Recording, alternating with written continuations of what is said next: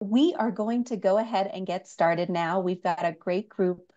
Welcome to the Level Up Digital Fundraising Program orientation. I am so excited for us to get started today. I want to make sure that we are recording, which we are, and that everybody is in the room that can be. Everybody is. So let's go ahead and get started.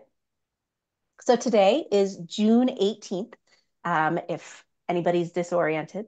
And we are so excited to kick off year 2 of the Level Up Digital Fundraising Program. Just some quick housekeeping here on slide number 1. Want to let you know that we are recording this webinar and that it will be shared post webinar. So within a few days afterwards, anybody who wants to access it from your team that wasn't here live will be able to, as well as the slide deck.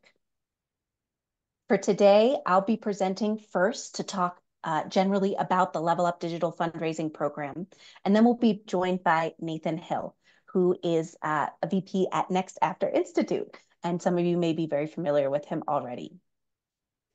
So welcome. Let's dive in. So my name is Jordan. I am the Nonprofit Success Manager for Colorado Gives Foundation.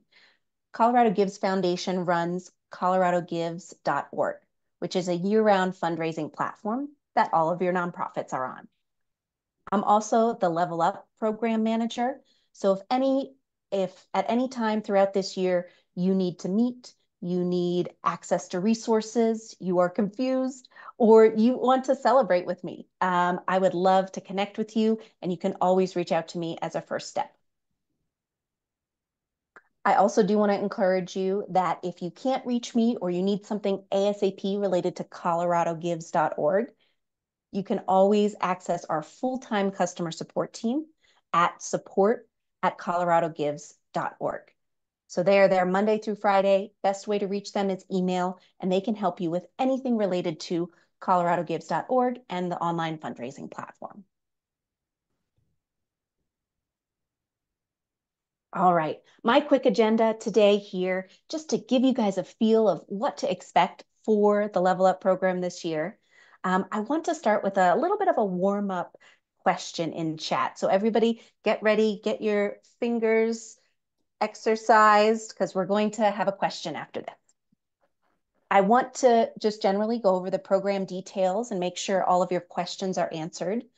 And we want to talk about the tools and the actions that you need to take within those tools for orientation, for onboarding.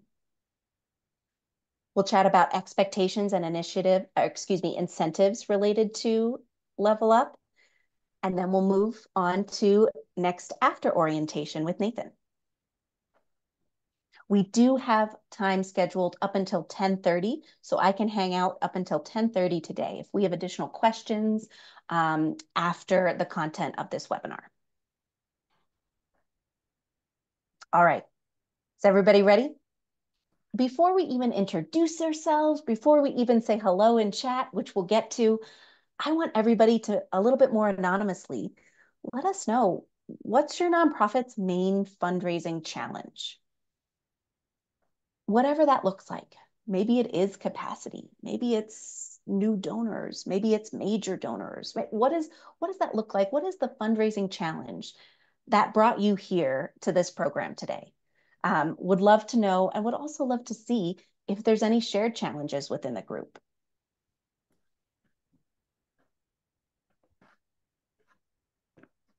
Nice. Business sponsors, turnover, love it. Time, capacity. That's why we're all here, right? We're not here to take up your time. We're here to give you more time back, hopefully, through this program. This is amazing. New donors, major gifts, big one. Perfect. What are you thinking, Nathan? This all seemed pretty common from what you hear. Yeah, the capacity piece for sure, the acquisition piece. I see Steven's comment here, tapping into a younger donor base, which is always a hot topic too.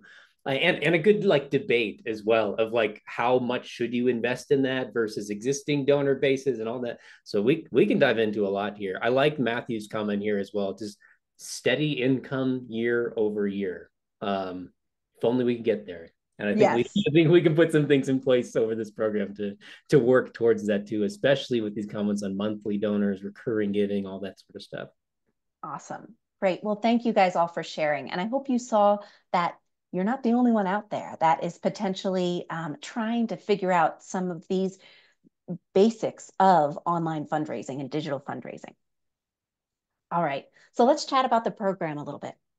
If this is your first year participating, welcome. We are so excited. This is technically year 2 of the Level Up program. So if you ever hear me reference that, we did have a year 1 for 2023-2024 season.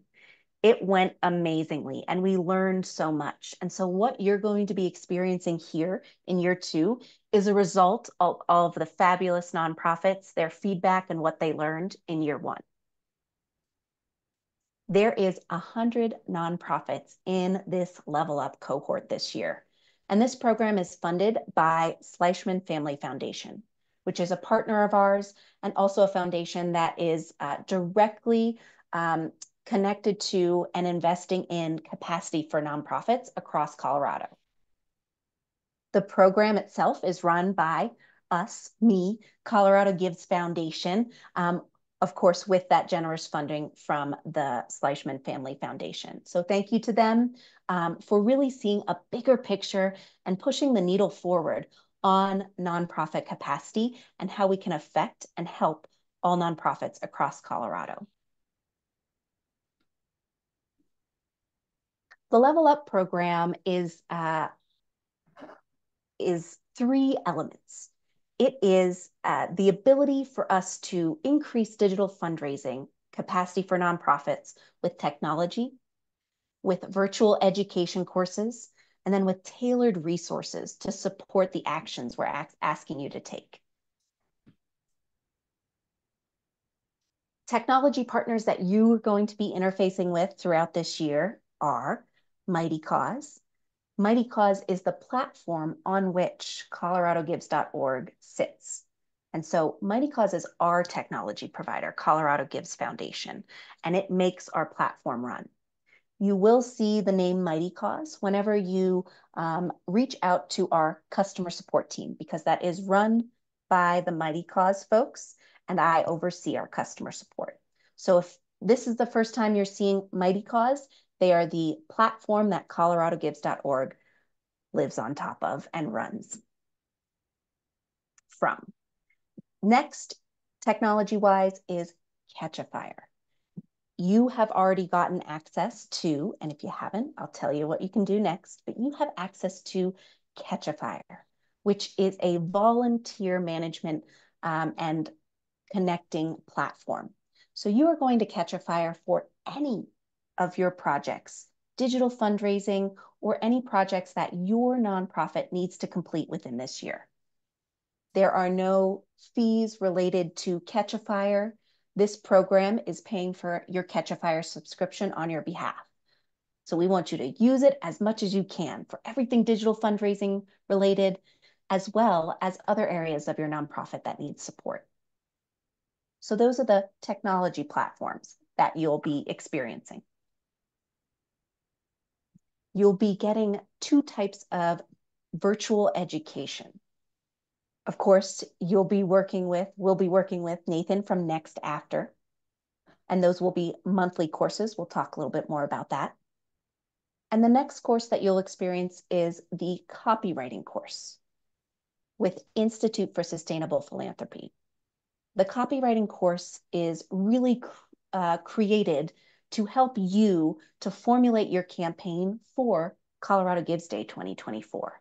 And so they're going to teach you how to adjust the communications that you're sending out to inspire and compel donors to give. And it was one of the most popular parts of the Level Up program last year. So we're really excited to bring that back. And then last, tailored resources. And this is just a little peek of some of the tailored resources. But we have a Colorado Gives nonprofit resources page available for you to access with all of the resources related to Colorado Gives. You also have access to a page related to the Level Up program itself. So if you haven't already, make sure to explore because that answers a lot of the questions that you may be having about this program. You have a Catch a Fire landing page. So the landing page where you can go to learn about Catch a Fire and access all of the links that you need. You also have a Catch a Fire project that helps you embed the embeddable donation form that we are providing you through this program. These are just a couple of the materials and resources that you're going to have access to throughout this year. All right, so what do we want you to do with all these tools and resources? So throughout this year, we want you to take some actions, and there's some initial actions that we need you to take really to complete the onboarding and make sure within this next month or so that you are all good and all of your questions are answered. So on coloradogives.org, the online fundraising platform, we want to make sure that you are checking all of your nonprofit admins. Who is an admin of your organization on Colorado Gives? And we're asking you to check that because that is who we are communicating to for Level Up.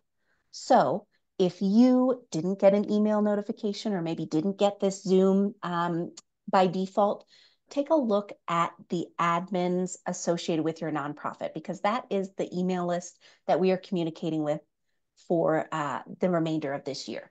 You can edit and update your own admins. You don't need to access or call into support. You just log in and go under settings to update that. I have an FAQ there if you need more support on updating your admins for your nonprofit page on Colorado Gives. Of course, we want you to watch the intro videos. So just giving you a refresher on all the amazing tools available to you on Colorado Gives. And those are accessible on the Level Up resources page.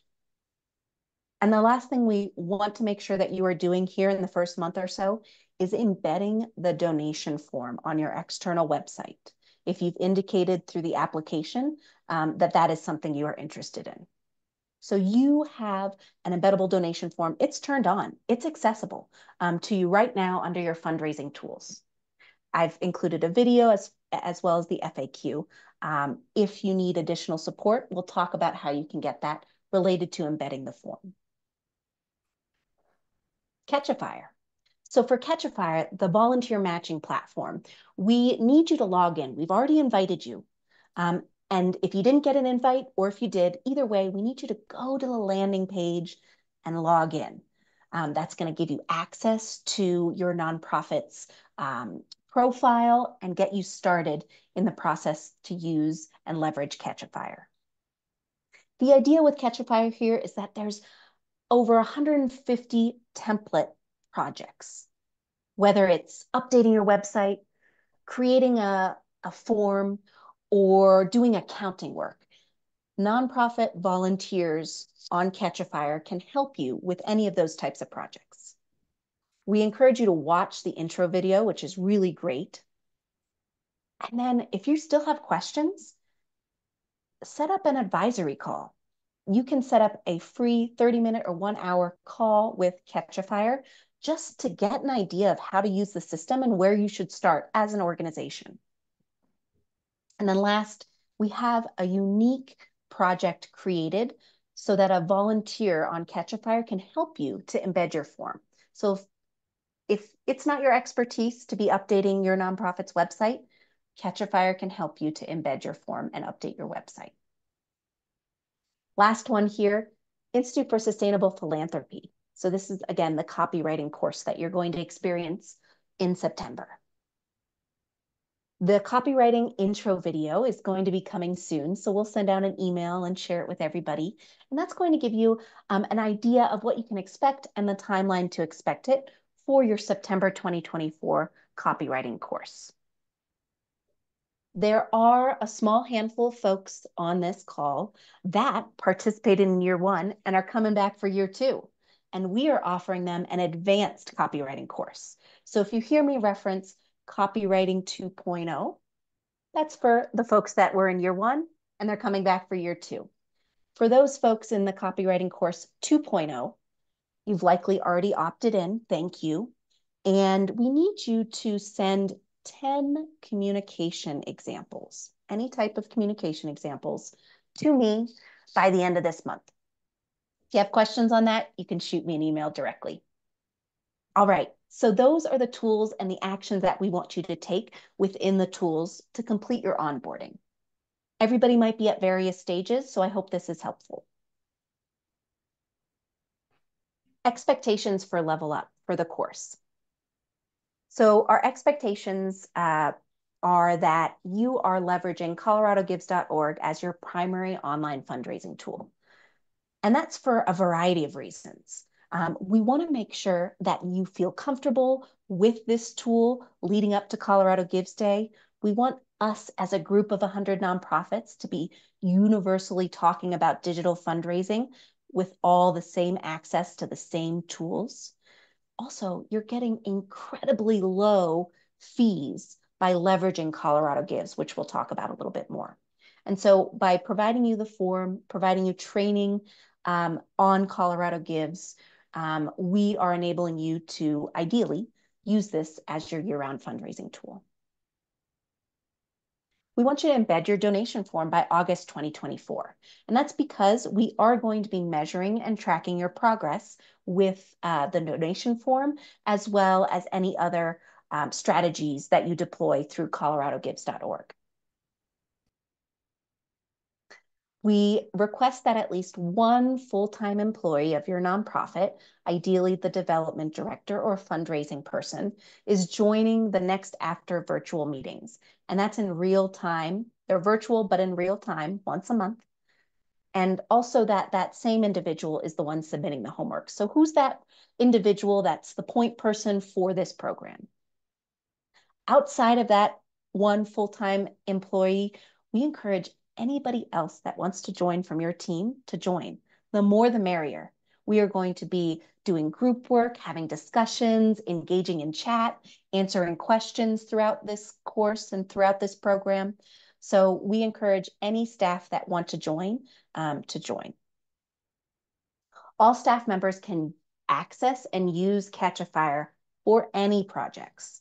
Again, so not only should your fundraising or development person be accessing Catch-A-Fire, but your accounting person, your CEO, your other folks in your organization can access and leverage this tool as well. And so we want you to do that so you get the most out of the platform and so you can grow capacity. Program incentives. So in addition to all of these wonderful tools and educational resources that we're providing through the Level Up program this year, we also are going to provide incentives based on your performance and engagement. So we are going to offer matching grants to a portion of the 100 nonprofits that are participating in Level Up Year 2. And we're going to offer those matching grants for Colorado Gives Day 2024. We did this last year with amazing results. Those who received the matching grants, hands down, raised more than those who weren't eligible for the matches in year one. So what you can look forward to and what you should be paying attention to as far as how we are measuring the success of the program related to your nonprofit. Of course, we want to see an increase in overall fundraising. So amount raised, new donors, retention, recurring gifts. So are we helping you to expand your program? We also want to see you trying new things. So maybe you've never set up a matching grant before. How are you adopting the products and testing them out throughout this year on the Colorado Gives program, or excuse me, the Colorado Gives platform? We are going to be taking a look at your Colorado Gives Day performance. So we're going to be helping you all the way up, leading up to Colorado Gives Day. We're going to let you loose, let you have an amazing fundraising and end of year campaign. And then we're going to run some reports to see how you did and report back to you guys so that we can continue this Level Up program into year 3 and hopefully beyond to continue to support more and more nonprofits and learn from what you experienced. We want to increase your capacity overall. And of course, we want you to be satisfied with the program and the content and feel like you've gotten something out of it personally and professionally. And that'll come in the form of a survey that we will send mid-year and also at the end of the year. The last area here is, of course, the virtual class attendance and engagement. And so if you'd like to receive additional matching funds for Colorado Gives Day 2024, please make sure that you are attending and engaging in the courses that are offered. We know matching grants works, and that's why we are offering them. 84% more donors are likely to give if their gifts are matched. 71% more donors respond to a fundraiser appeal where a match is mentioned, and 51% increase in actual donation amounts when a match is mentioned. So powerful stuff. So that is why we are providing you the incentive to continue to engage, show up, and learn from these courses. And in return, we're going to provide you additional matching funds for Colorado Gives Day. All right. I want to quickly note that if you have any questions on the transaction fees or the setup of coloradogives.org, you can reach out to me and we can have a direct conversation or an email exchange. But we have industry low transaction fees. We also have a place within your nonprofit's profile called the effective fee that you can see the actual amount of money you are saving by leveraging Colorado Gives. So you can go into the overview section and you can toggle to see the amazing statistics related to your organization raising funds over time on Colorado Gives. Just a reminder too, that when you're using this embeddable form, it is providing you access to obviously credit card transactions, bank account, PayPal, Apple Pay, Google Pay. All of those are available both on Colorado Gives and your embeddable form. Similarly, through Colorado Gives, a donor can make transactions via IRA, donor advised fund, wire transfer, or stock. So keep all those things in mind as we're talking more about different strategies that you can leverage. And I want to pause here because I've said a lot of words. Are there any questions from the crowd? And I put up some of these questions that are already answered on the resource program page. So if these are your questions, we already have those answered for you, and I'll drop the link in the chat here in a sec. But let me go ahead and open up the chat here. All right, any questions from folks on what I covered today? Expectations, timeline, and when to expect to get started? All right, I've answered all the questions. Wonderful. Well, then let's go ahead and move to the next portion of today's orientation webinar. So we've chatted about Level Up program details. Now let's talk about the digital fundraising courses. So I'm going to hand it over to Nathan and he'll kick it off. Amazing. Thank you, Jordan. I am seeing a couple questions come in if you wanted Great. to. Thank you. Like I get my slide sharing here.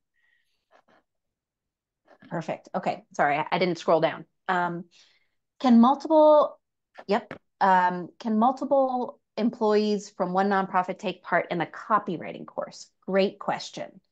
So the copywriting course, for those who are participating in your first year, only one seat is available. So only one person can log in.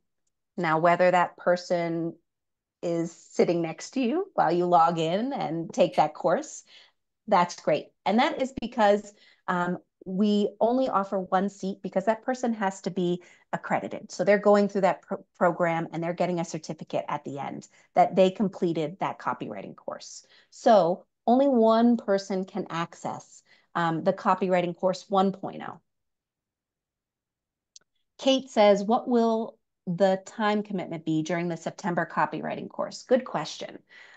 So the copywriting course is amazing. It's available, again, virtually, and it's at your own pace. So if you're logging in at night after the kid goes to bed, that is okay. But it is a 4-week intensive course. And so you are going through milestones in that copywriting course. and checking those off the list, working with their team in a virtual space to update your copywriting. And at the end of September, you would provide your final plan for coloradogives.org and Colorado Gives Day. Melody asks, how do I access the embeddable form? You can log in as an admin of your organization, and you are going to navigate to fundraising tools to access the embeddable form. All of this is available in the demo as well as the FAQ that I can drop into chat. Bongai says, is it mandatory to have the embeddable form on our page? Currently use Boomerang as our current donation form. It is requested that if you indicated that you were interested in embedding the form, that you do consider it. Of course, we are not requiring any organization or forcing any organization to embed the coloradogives.org form on your external website. What we are doing is offering it for free and providing a numerous amount of resources to help you to convert if you'd like. Let's see. Can we access year one recordings? Hi, Jess. So for those of you that were in year one, yes. Jess, I can chat those to you directly, but we did have a great year one and recordings as well. Okay. All right. Melody, you have some questions. I'll go ahead and make sure to answer you directly, and we'll keep going from here. Thank you. Awesome. Okay. Well, let's jump in to the portion where we're going to talk about next after, who we are, what we're trying to bring to the table as we go through the next 12 months of Level Up together. I will say just right off the top, I'm so thrilled to be with you all. I'm new to Colorado. If you joined the we did kind of a joint webinar at the beginning of the year in January, talking about new donor acquisition and new donor onboarding. And yeah, I was sharing a bit of my story there, but we just hit our kind of 1 year anniversary of living out here, and we're in Fort Collins. So grateful to be with you and getting to work with a bunch of awesome organizations that are local to our state and serving the community here. So that's fantastic. I'm grateful for that. I don't want to talk about myself a ton. I want to do some quick introductions and then give you some space to introduce yourself. We won't be able to unmute everybody because we've got currently 90 people on the call, and that will be chaos. But we'll use the chat. We'll do some quick introductions, do some little icebreaker type of stuff too. But my name is Nathan Hill. I'm the vice president of what we call the Next After Institute. I'll share a bit more about what that means here in a moment. But in short, I basically oversee lots of what we do in the realm of training and the realm of research, and trying to understand more of what works to grow giving and go share what we're learning with as many nonprofits, fundraisers, marketers, communicators as possible. I have been at Next After for just over 8 years, which is that time has flown. In that time, I've had many roles. And so here's some of my strange jobs. A few years ago, we put on a conference every year called the NEO Summit. As you can probably tell, even from this one picture, we dive all into the themes that we choose. And so I got to play the role of a very sad Tin Man in some promotional videos and that sort of stuff. That was the hardest costume I've ever had to put on and take off. Try squeezing yourself into an aluminum can. It's a lot of fun. This past year, got to play the role of Chief Slime Master. I typically run our live stream at our conference, and we had a whole game show theme, and I thought a really fun game show to recreate would be Slime Time Live. Or I know different generations know that from different names, but the Nickelodeon show where you're dumping slime on people and having a bunch of fun. So I got to play the role of Chief Slime Master. I definitely did not play Charlie Brown in a year-end video we released last year because we did not have the rights for me to play Charlie Brown. Maybe it looks similar to Charlie Brown. Maybe. I've had a lot of strange jobs, weird jobs in my time at Next After. In the way of icebreakers and introductions, I would love for you to jump into the chat. We can see your name, so you don't have to type that out, but let me know, what organization are you from, and what is the strangest job that you've ever had? And if it's your current job, that's okay too, but I would just love to see. So I'll give you a second, jump into the chat, let me know those two things. What organization are you from? And what is the strangest job that you have ever had?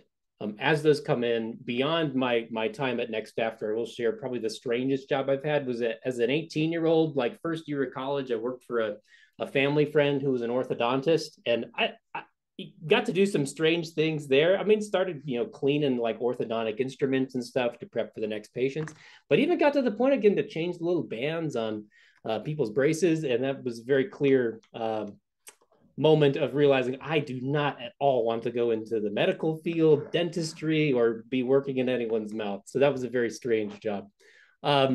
Okay, we've got a long list coming in. I'll give some call outs. Kay says stable strides. I assume that's related to horses and that sort of stuff. We've got Kristen saying, once I was a lady mover.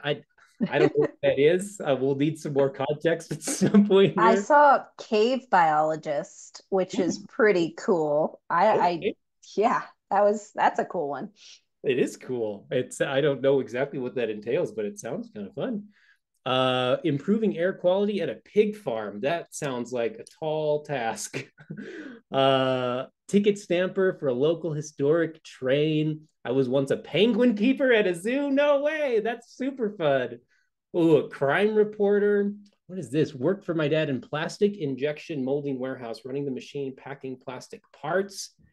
Wow, interesting. There's so many fun ones. We'll go through this list, and I'll share some tools here in a moment where we can continue the conversation later. Thank you for sharing. This is a really fun intro, hopefully for all of us to start to get to know each other a little bit. We'll obviously be talking lots about fundraising and nonprofit things. I figure it's fun to start by just learning some other more fun things about each other outside of kind of the workplace and the giving space. What this one stands out? Toilet equity. First of all, great name for a business or an organization. Strangest thing might be what I'm doing now, getting a startup nonprofit off the ground, convincing people to pay for others to have a place to poop. What an incredible mission. We all need a place to poop. So thank you for doing the good and probably dirty work to make that possible for everyone. This is so fun. We could spend the next what do we have, 25 minutes or so just reading through all of these. But we also have some things we do need to cover. So we'll come back to that list later. At Next After, we do one thing, which is that we help nonprofits grow their digital fundraising. We do that in three primary ways. We are a research lab where we go conduct what we call mystery donor research studies. We've released probably 22, 23 of these different reports over the past 10 years or so. And they essentially take the same framework where we're going to go out and make a bunch of donations to, we'll say, 150 organizations. And we might look at some different things. Oftentimes, we're looking at the donation experience to try to put ourselves in the shoes of a donor and imagine, you know what, if I'm intending to give a gift to your organization, I might start on the homepage and find my way to the donation page. We go map that full experience and walk through the full donation process to find all the good things, the bad things, the ugly things, the points of friction, the points of concern and anxiety, and go basically take the pulse of what are nonprofits doing today to try to increase giving. Sometimes we even look at, the first 90 days of being a new donor and try to understand what's the new donor onboarding experience look like and feel like. How do organizations try to get you to upgrade to become a monthly donor if you gave one time? What's the cultivation experience look like? All sorts of things to go map, again, what are nonprofits doing right now to try to increase giving? But that doesn't actually tell us what works to increase giving. Because how do you know that this organization over here doing some really interesting strategy is actually it is confusing, I will say, right? It's a little bit. I hear someone on Yeah, I'll get a hit. let's make sure. Yeah, go ahead. Thank you. Cool. Yeah. And let's make sure to go ahead and mute ourselves, everybody. Yes. Sometimes it happens. You accidentally hit the space bar, so I get that. But anyway, looking at what other people are doing doesn't tell us what actually works. The way to know what actually works to increase giving is to let our donors.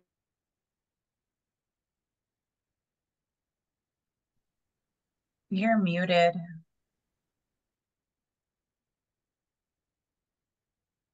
I think we muted all, that I also got muted. I'm part of that group. So all right, back up.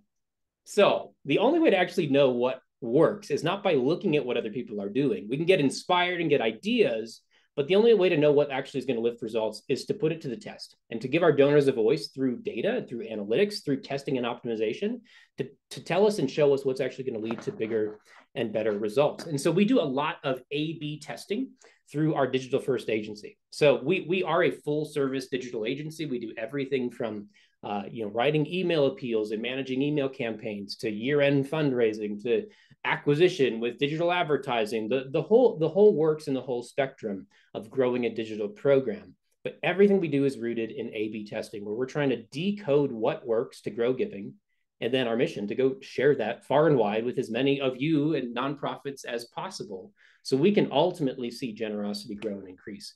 And so I get to spend most of my time in kind of this training institute world, which is taking all of those learnings from research, from testing, through our day-to-day work, running programs, and then go equip as many people as possible, so we can see generosity collectively grow and increase. We've worked with a wide variety of different organizations kind of across the spectrum of different verticals. And so you can see a handful of those here just on the screen. Run lots of different research studies. I'll show you this. This is a screenshot from our tool called Winston Knows that we use to track every single experiment that we run. And many organizations use to keep track of what they've learned through testing. As of this morning, we have 6,872 online fundraising experiments in our library. And I show you this because it's a fun number to watch grow. But primarily I show you this because everything that we're going to talk about over the course of the next 12 months, as we have these kind of monthly training sessions together, I'm going to do my best to take away my bias and my opinion and lean on what the data has told us actually works to increase giving. There are going to be times where I'm going to give you my opinion because it's really hard to test every single thing. We have yet to test every single thing. So I'll try to roll up things that we've learned, principles that we've kind of pulled out and extracted that might lead to an opinion, but I'm always going to lean back on we should put it to the test and actually find out what works. So for some of you, you may say, what on earth is an A/B test? I've given too many of these presentations and gotten 15 minutes in, and then someone brave enough in the chat is like, hey, can you explain what an A/B test is? So I want to I'll ask the question for you, and we'll talk about it for just a brief moment. An A/B test, and we're going to look at a lot of examples together over the next 12 months. So I think important that we start here. An A/B test is essentially this. You've got two versions of the same thing, version A and version B. We'll pretend we're talking about a donation page and we want to test the copy. Do we think this version of copy, the version A, the blue version is going to be more effective? Or do we think version B, the green version, is going to be more effective? Two different messaging angles. You may hear these referred to as the control and the treatment, and that probably sounds a lot like middle school science class, which for the cave biologist is probably like, yes, and everyone else is probably like, I don't want to go back to that. But this is really just applying the scientific method to fundraising in a fairly simple way. Testing can become really complicated, and lots of people who do that as a profession and are the experts in the field make it sound really scary, and I think do so on purpose. I take a very different view, which is I want testing to be for everyone. It requires certain volume, certain scale, and it requires intentionality, and it can become really complicated. But I would rather you start and learn along the way than feel like you have to have every single little thing figured out before you can even dip your toe in the water. So anyway, you've got version A, you've got version B, the control and the treatment. In order to actually tell which one is more effective, we can't just set up version A, let it run for 30 days, and then switch to version B, let it run for another 30 days and see which is more effective. If you do that, there's an infinite amount of variables that could be influencing your performance. Seasonality trends, first of all, can often influence your conversion rates. If you go look at the same donation page or the same email campaign or the same ad campaign last month versus this month, I bet you the performance looks different. It might be marginal, but it might be really significant. There are so many factors outside of our control if we are not testing within what we would call a fixed time frame. And so that's one of the most critical ingredients to actually running an effective A/B test with a reliable result, is to test both versions within the same time frame. Typically, that's maxed out at about 30 days. The way to do that is utilizing a testing tool. We often use one called VWO to split your web traffic. So you're not setting up a page over here and a page over there and you're just hoping people show up. You're sending everybody to the same page. And a testing tool says, we're going to show half the people version A, We're going to show half the people version B. And at the end of your testing window, we're going to go look at the results and see if we have a statistically significant difference in performance to say one is better than the other. So that is, in a nutshell, what an A/B test is. There's a lot more complexity that we could dive into. You're going to get access to a suite of courses. One of them is all about A/B testing, where we dive really deep on this topic. So you can explore that as much as you would like to.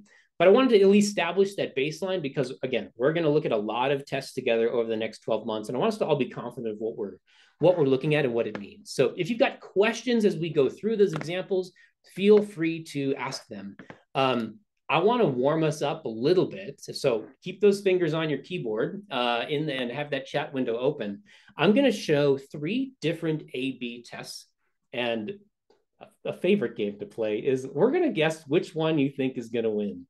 And I will say from the get-go, technically, yes, there are right answers and wrong answers, but the reality is for every single one of these, it's a coin flip. Whenever you start out an A/B test, we have to take the posture of we don't know which is going to be more effective, and we have to let the data tell us. And oftentimes the things that we assume are most effective and maybe are even the quote unquote best practice are not the most effective or the highest performing practices and tactics. So keep that in mind. Don't feel shame if you don't get them all right. It's okay. That is why we are here in the first place. So fingers on the keyboard, get ready. Here is A/B test number 1.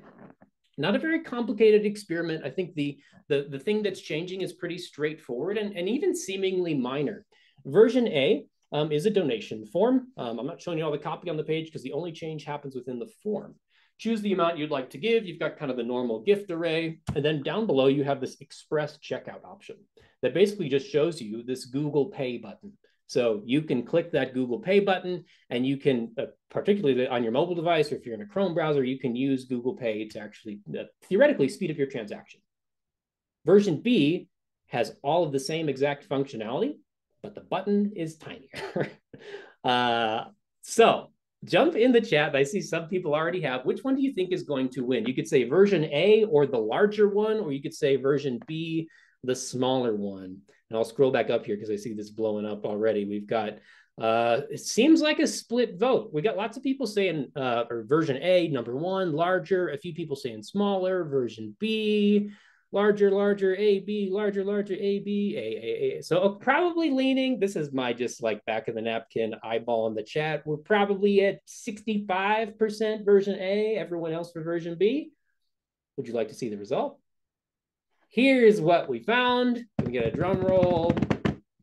The result was that the smaller one led to a 21% increase in transactions. Now, I will tell you, this experiment was not, the hypothesis here was not, which one of these is better just purely based on the size of the button. This doesn't definitively prove that smaller buttons are big or better or more effective than bigger buttons. The reality is in this checkout flow, they're putting the express checkout option in the middle of the flow. It's not necessarily right with the normal payment information. It's right after you choose your gift amount, which has some intentionality around it. But we wondered, is this actually disruptive to the entire thought process and sort of the logic of the page, the conversation of the page as you're moving through the form? And so we said, well, if we can reduce the size of the button, it's not just about the button size. It's about focusing the page on what clearly the next steps are, rather than distracting with something that you may not even be able to use in the first place or interested in as well. So we reduced the footprint to try to streamline the page, reduce some elements of friction, and it led to this increase in donations or transactions in this case. Interesting learning, interesting experiment. Let's look at another one. Now that we all are warmed up a little bit, okay, we've got our thinking caps on. Which one of these do you think is going to lead to more donations? The only difference in this little, what we would call the giving widget or tribute widget here, is the amount that's being asked for. So this organization is CaringBridge. Many of you may be familiar with CaringBridge. If not, in short, what they do is they offer these kind of health journal pages for anyone going through a health crisis, where you can invite your family and friends to kind of share encouraging notes, keep people updated about progress kind of through the situation along the way, rather than having to go text every single family member or friend who's sending you a message every day, and that's overwhelming. It gives you sort of a one-stop shop for sharing updates and receiving encouragement and all that sort of stuff. The reality is that it used to take about $30 a month to power one site for CaringBridge. But the economics of that, especially for the past 3 years, have changed pretty significantly as everything is incredibly more expensive. That's true for probably all of you and the programs that your organizations run. It's true for CaringBridge, but they didn't want to just go roll out the $60 ask and assume that it's going to be effective. They wanted to see what's the impact if we increase the ask amount. So they changed it to a $60 donation to CaringBridge will power a site like Kelly's for 1 month. They ran a split test to see what will happen to the performance.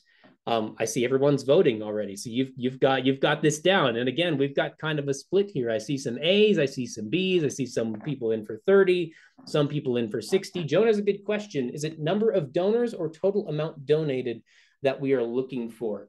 Usually, in most cases, we're looking at what we would call the conversion rate, which is the total number of donations.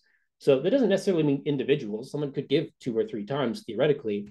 Oftentimes we're looking at total number of donors. It's harder to validate a result based on revenue, but sometimes we do. If we can, we will. Usually it's based on total number of donors. But it's a really critical question. I see Casey calling this out because you always have the dynamic of, can we get more donors or do we get a better average gift size? And how does that impact revenue? Again, lots of kind of split decisions. Some people voting for A, some people voting for B. You ready for the answer? Version B led to a 16% decrease in donations. Now, I will tell you, and maybe we'll look at it at a future date here, they ran some follow-up experimentation around framing.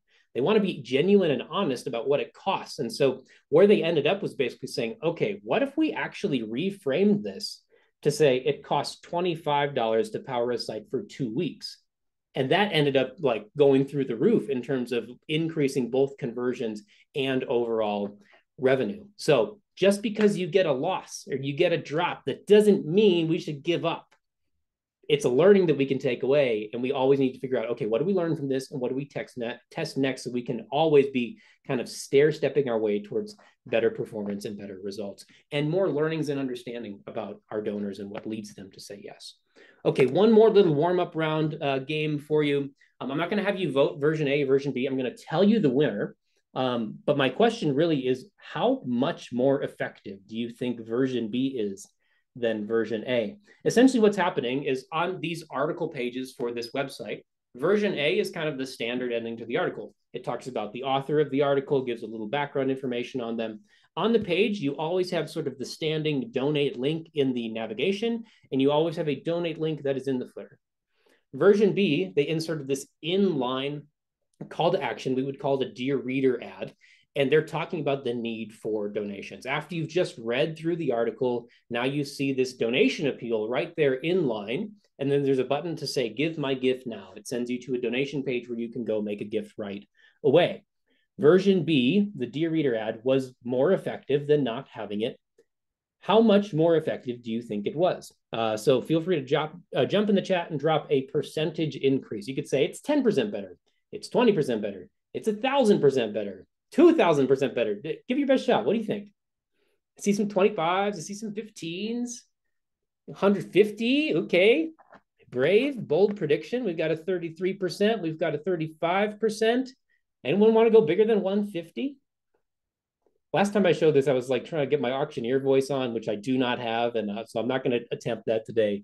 Well, I see a good question. Great question. Casey, isn't it 100% better since it's getting donations and the other one isn't? Version A was getting some donations because, again, you have that standing option always to just go hit the donate button in the navigation. You can give a gift.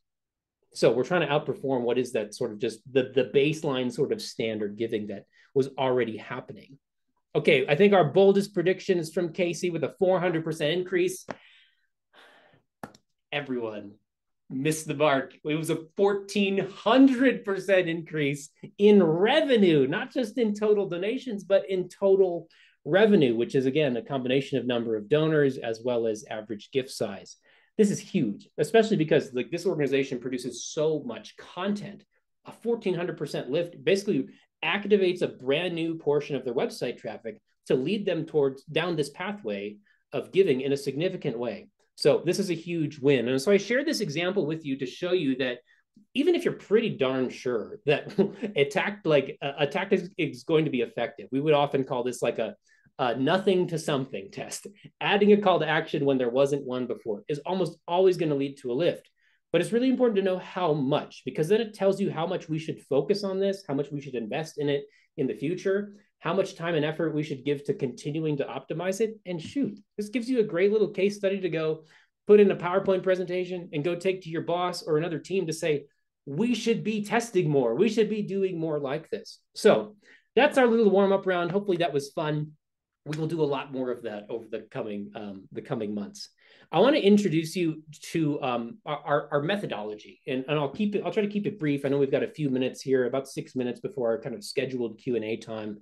I'll try to move quickly. I may cheat into the next 30 minutes and grab a few extra minutes from you, but the methodology here, I like to start here by looking at what's the sort of average conversion rate on a donation page. There's lots of different types of pages. We won't break those down today. We will at a future date, but a main donation page, the primary donation page on your website, on average converts at about 13.5%.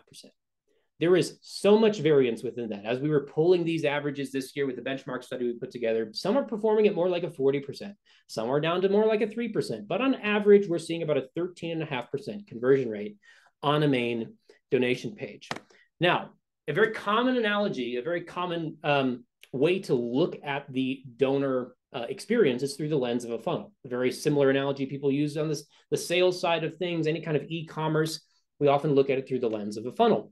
And a funnel can be helpful because it helps you sort of see the pathway towards giving.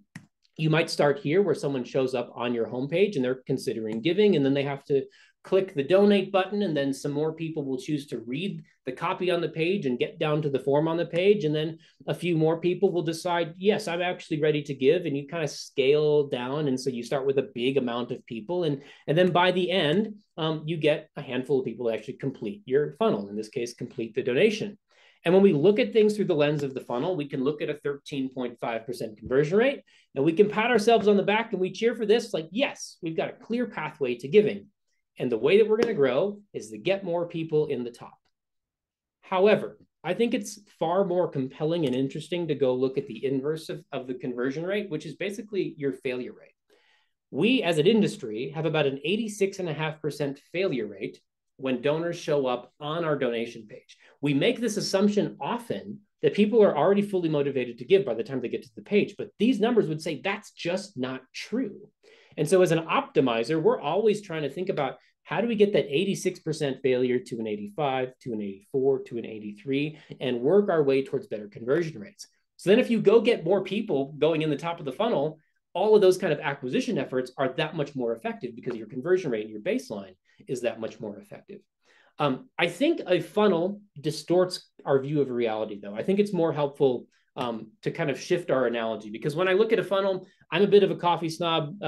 So this is how I make my coffee in the morning. It's cumbersome and it's takes a little bit more labor, but man, that cup of coffee is real good. So let me know in the chat if you're also in that boat, if you're making like a V6D pour over in the morning. But for a cup of coffee to get made, there's one critical thing that you don't have to buy. It just exists. It's natural. It's called gravity. You need gravity in order to pull the water down through the grounds of the funnel, that natural force that's leading towards the ultimate result of that wonderful cup of coffee. I see Karen is an espresso person. Wonderful. And yeah, you've got some extra forces from like the vacuum pressure that's pulling it through, but you do still need gravity. Harder to make an espresso cup if it's upside down. You still need gravity in both cases. We like to kind of throw this analogy out because there's no natural gravity that's pulling people down our funnels towards giving. In fact, every other thing in life is probably distracting you from giving. Why should I continue down this pathway of giving to you when I should go play with my kids, or I should go, start dinner for my family? That's the world I live in these days. And, that's stuff that's right in front of me right now that I should probably go be focused on. And it's hard work to stay focused and actually make it through the giving process. So we like to flip the funnel on its head. I think it's a better picture of what gravity is doing. There are distractions that are keeping you from giving. And it's hard work to get all the way now to the top of what we would call the donor mountain.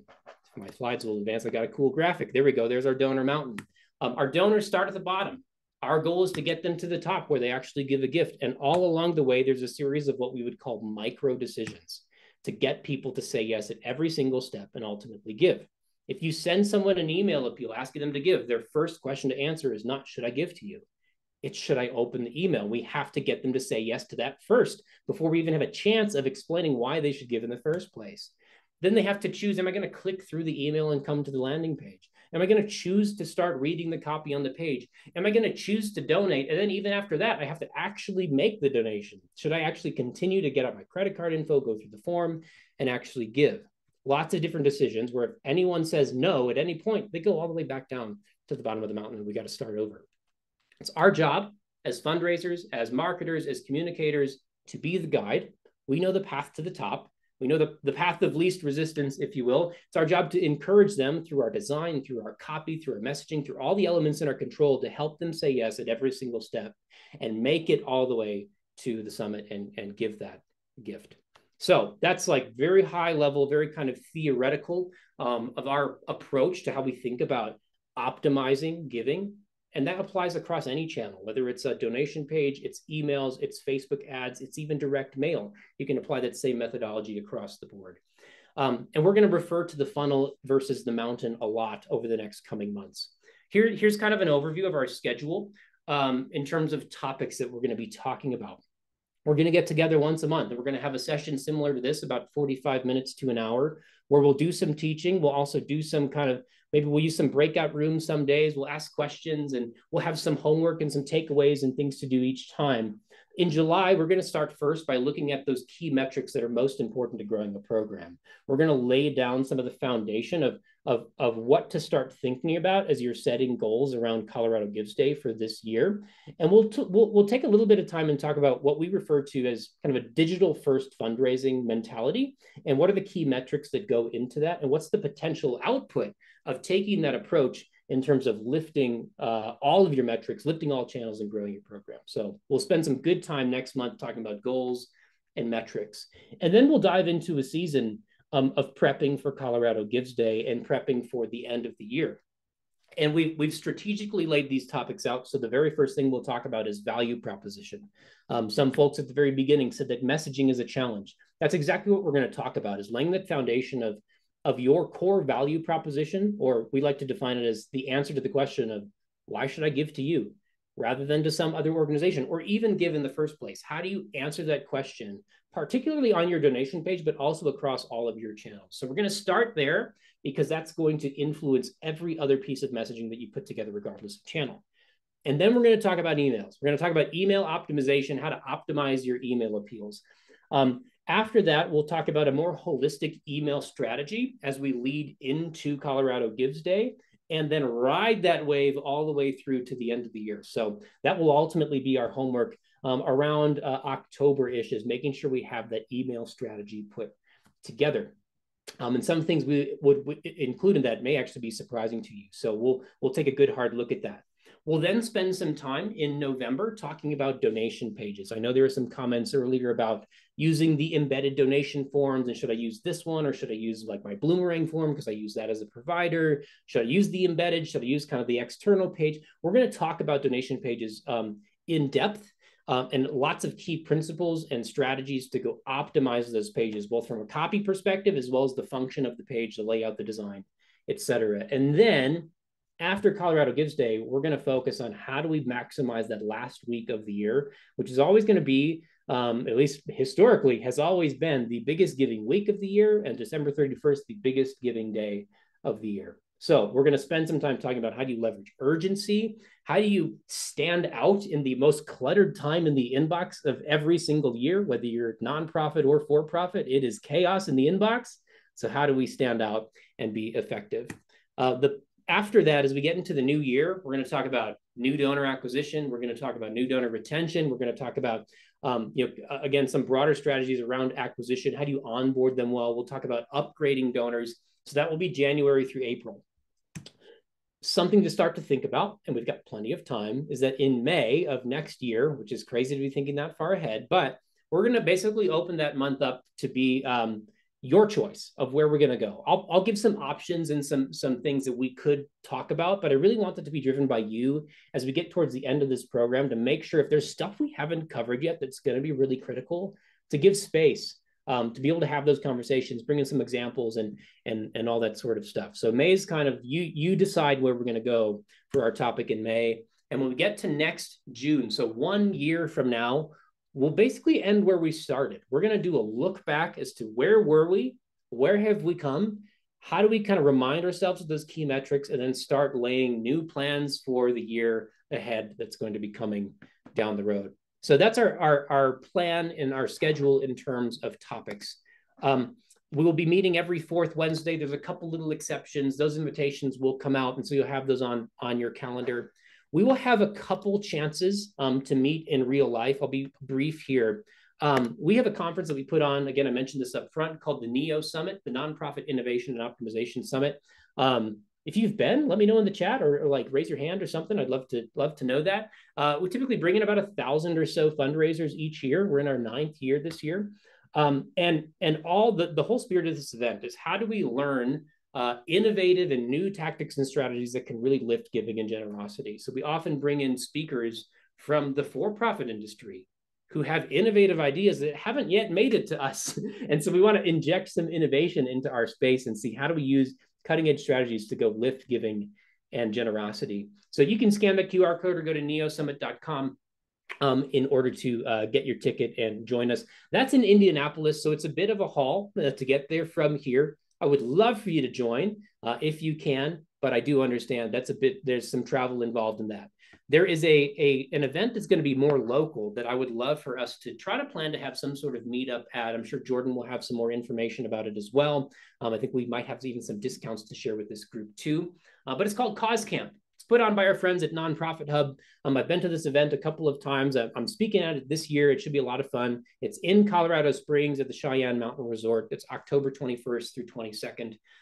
Great event, a little bit broader than just fundraising, talks more about marketing and just kind of some broader nonprofit challenges and issues and growth opportunities as well. So you can check that out, www.cause.camp. Find out all the details there. They've got lots of speakers and stuff, and they're releasing the agenda and all of that kind of as we speak. So go check that out. I think it'd be a fun way for us to get together, see each other in real life, and meet up and have good conversation and have a good time of learning as well. A couple just kind of housekeeping things, logistical things. I've created a Slack channel. Is everyone familiar with Slack? Let me know if you're familiar with Slack, or you can even jump in the chat and say, I've never used it before. I'd love to know that too. Slack is a great tool. Many people use it already. So I think it's a great kind of central point for us. I'm going to send an invitation later this afternoon to all of you to join our Slack channel. It will look something like this. Right now, there's not a lot going on because it's me and Jordan in there, and then one other of my emails as I was testing things out. So not the most exciting conversation yet, but I'm hoping we get there. Slack is a great collaboration tool for us to share updates about what's going on. We're going to use it in a wide variety of ways. I'll use it to share updates about, if there's schedule changes, meeting date changes, meeting time changes, that sort of stuff. But we'll also use it as the place to say, after every one of these sessions, we'll have some next steps and some homework.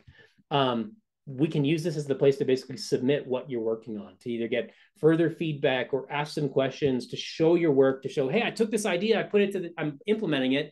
We're testing it right now. We're seeing these results come in. It's going to be a great community for us to use throughout the month to stay connected. So I highly encourage you to make use of it. Again, you'll get an email from me that looks something like this later today. It'll come from Slack. It'll say Nathan Hill has invited you. So click on that and go set up your account if you don't have a Slack account yet, or if you already do, it'll help you kind of integrate it into your existing Slack instance. After you join, I would love for you to jump into the introductions channel and introduce yourself. Who are you? What's your organization? And then a bit more on a serious note than our question before about silly jobs. Why is the cause that you represent important to you? I would just love to get to know more about kind of what makes you tick and what do you care about? What inspires you to keep working every single day in the role that you have? So jump in that channel. Let me know. Again, we'll use Slack for sharing kind of our assignments, our homework, like updates, group announcements, collaborating. If there's a group that's going to go to Cause Camp or to Neo Summit, we can use that space to kind of collaborate and meet up and all that sort of stuff. So we'll make good use of it. I would also encourage you to feel free to add your own channels. If you want to go start a side discussion about a particular topic, just go hit the add channels button, talk about donor acquisition, have a conversation about copywriting, have a conversation about advertising. If you're a Star Wars fan and you're religiously watching the new episodes of The Acolyte as they come out every Tuesday night, like I am, we can have that conversation. There's 4 of you like that. So, but let me know. I'd love to talk about that kind of stuff too. So we'll have lots of fun here as well.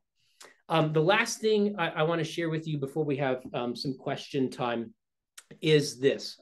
We have what we call the Next After Institute membership, which is a way to get access to all of our training courses.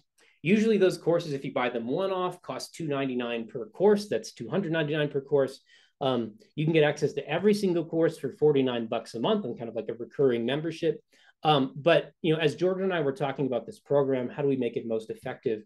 One thing that we discussed was, we're going to have these monthly meetings. We're going to talk about a topic in pretty broad strokes. Everything will be tactical. We'll even look at how do you apply this tactic specifically in the Colorado Gives tools, which I think is one of the most important things for both of us in this program, is not just looking at principles and theory, but how do you make it work? How do you put it into action to lift results? But there's going to be topics that we don't do a full deep dive on. We'll have 45 minutes to cover a really complicated topic like value proposition. We have a course that spends about 3.5 to 4 hours diving deep into value proposition.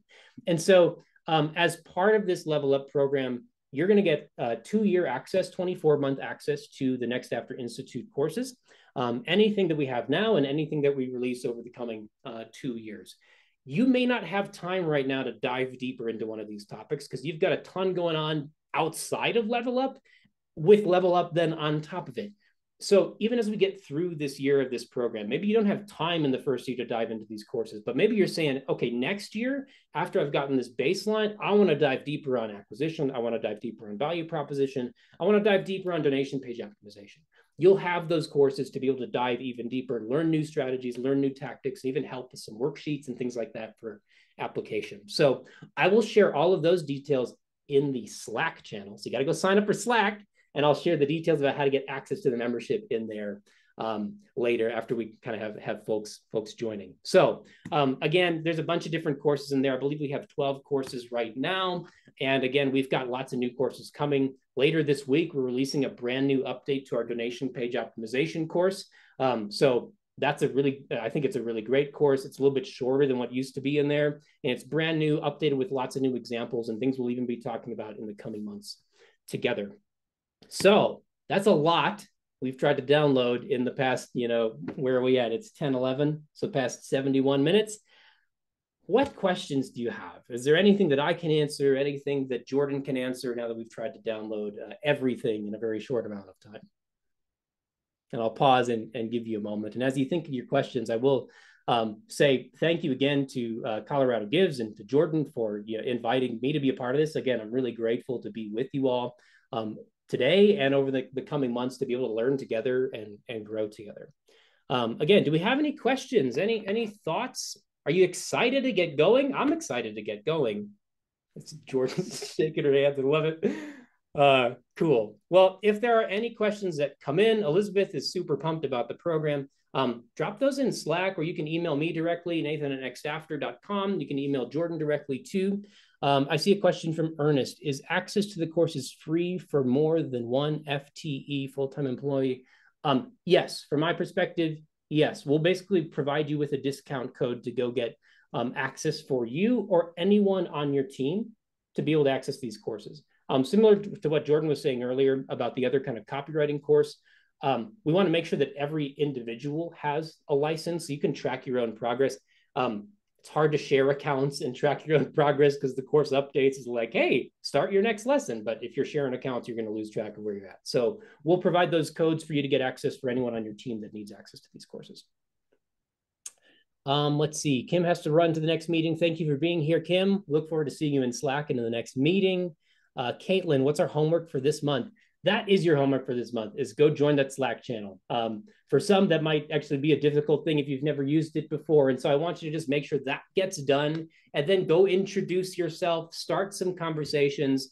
And I'll add, it's kind of like a second bullet point on there. Go sign up for the courses after I share that information in the Slack channel. So that's your only homework for this month. So you can breathe easy and then plan to really dive in July. Casey, so grateful for all these resources. Me too. I'm glad we have these to be able to share with you. I think it's going to be fantastic. Awesome. Well, if any other questions come in, I'll keep an eye there. Jordan, any other thoughts or kind of closing things before we wrap up? No, I just want to say thank you, Nathan, and everybody who joined us today. We are just so excited. There was a lot of learning in year one, and I think this year is just going to be a celebration and explosion of what we talk about and think about all day, every day, which is digital fundraising. So we're so glad to offer that to you guys. Oh, Shauna has a question. Does Slack send email alerts every time someone posts?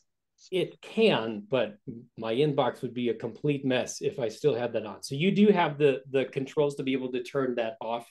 Once you get in, and if it's annoying you and you can't figure out how to turn it off, shoot me a note, or I can find maybe like the Slack help post to kind of walk you through that process. But yes, that has changed. You have full control of your notifications. We would not be using it if you couldn't turn those off, because I wouldn't be able to stand it. Question from Katie as well. Katie. Question may be better to cover later. Is there a way to create different pricing levels if people select monthly versus one-time donations on the embeddable donation form?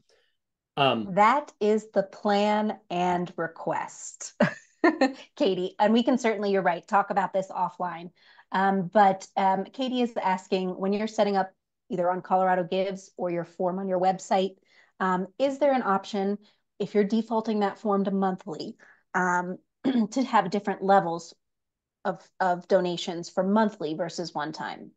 Right now, you're setting one type of suggested donation amount. So there's only one type of donation amounts that you can set up, whether it's one time or monthly.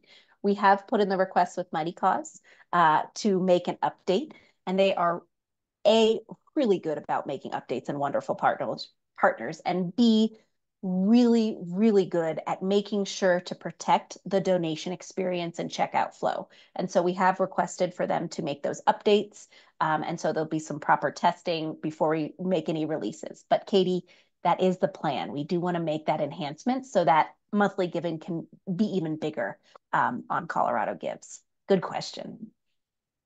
That's all right. A great conversation that you can spill over into that Slack channel too, because with any of those things, like we have to work in almost every tool that's out there, and every tool has pros and cons, challenges, and then really great things. And so we can have those conversations about, okay, here's the principle, here's the strategy. It's not apples to apples in this tool, but like, what's the workaround? How do we apply it in the best way? So there's lots of different things we can do even to work around it in the current iteration until that change hopefully happens. So let's have that conversation roll over to Slack, and we can talk about that.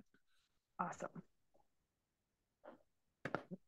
Melanie says, we're a longtime Colorado Gives users. Thank you. Having a hard time adding new forms of payment, Google Pay, to the embed form. Well, the great news, Melanie, is you don't have to add anything. So those payment options are already in the embeddable form. So Google Pay, Apple Pay, bank account, they're all accessible. The difference you might be experiencing is that if you don't have a Google device, you're not seeing that. So only people with Google devices, only people with Apple Pay logged in are going to actually see those options when they're checking out.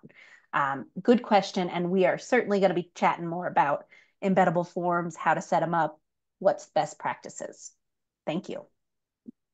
Awesome. Well, if there's no more questions, I think it's probably time to wrap up.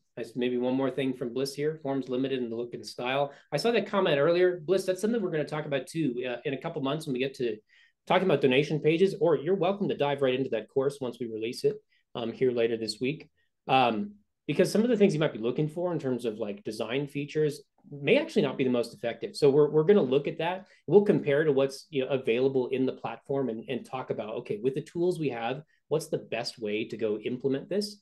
But we'll get to talking about that in a couple months when we really dive deep into donation page optimization. So great questions, and I think all that will be really good feedback too, as Jordan was saying. If those requests can go into Mighty Causes, we uncover some things that are maybe challenges. That's kind of the power of having this type of a power user group, is we can unlock those things and even make a case with data for, ooh, this change would be really great because it might lead to a 20% lift. So we'll have those conversations as we get going. That's a really good point. Yeah, we are learning just as much as you guys are learning as we are all going through this course together of what's working, what's not. And thankfully, we have experts like Nathan to guide us and bring us all those great optimization and A/B testing examples. So yeah, I think we're good. Any other questions popping up or? Is there a transcript available is the question that I see from Ernest. Yeah, there should be a transcript script available afterwards. Yes, Ernest, I would be able to provide that to you. Cool. Good question. Amazing. All right, folks. Well, we'll give you back some time today. Like Nathan said, you're going to get some invites in your inbox. You're going to get Zoom invites to set you up until December. You're going to get Slack invites so that you can be in the conversation. You're going to get some invites, and they're all going to look and feel like what we covered today and the brands that we covered today. If you have any questions or something looks odd in your inbox, you can always email me. Anything else from you, Nathan, that you wanted to say before we sign off? No, I think that's it. I mean, just again, just a word of encouragement. There's a lot that we're going to cover together over 12 months together, and then hopefully even more so as you dive into courses. And my encouragement to you each time we get together would be, can we pick one thing and get one thing done? Because if we might share 20 different ideas, and it's really hard to go implement those things in a meaningful time frame. So let's plan on that as we go through. Is like, let's keep it reasonable, let's keep it tactical, let's keep it practical, and we'll choose one thing to take those baby steps forward and start to see that incremental growth, because that stuff is going to add up over time. So anyway, thrilled to be with you. I think there's a lot that we're going to unlock together, a lot of good that we're going to do together, and I'm excited to dive in. Awesome. All right, guys. I hope you have a wonderful day, wonderful week. You'll be hearing from us, and we will chat soon. Thank you again. Have a great day. Thank you all. See you.